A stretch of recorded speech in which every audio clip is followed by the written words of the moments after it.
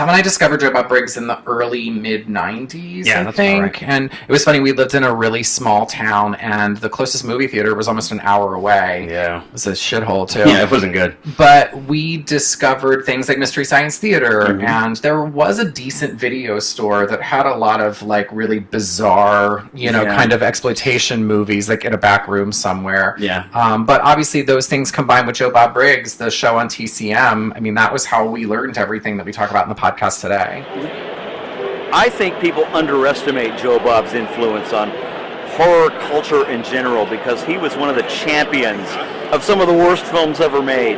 And he had staying power, and he had charisma, and he had presence.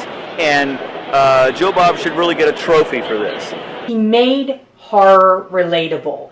He made it accessible. He made it acceptable. Here's a guy sitting on set in what appeared to be a living room, talking to you in a really folksy manner, very humorous, the kind of guy you'd like sitting on the couch next to you discussing all of these cheesy movies. I just got to say, Joe Bob, I don't know him personally, but he's in my world because it was always so thrilling when he paid attention to the work that I was doing, so I'm excited to know that Joe Bob is getting his own limelight for a change.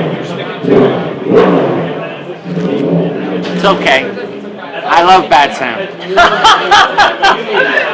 Yeah, so I've known Joe Bob Briggs a long time. We've featured him in the magazine.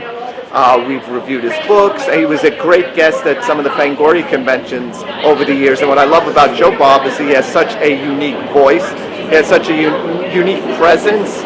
And he's been a welcome fixture in the exploitation field for many years.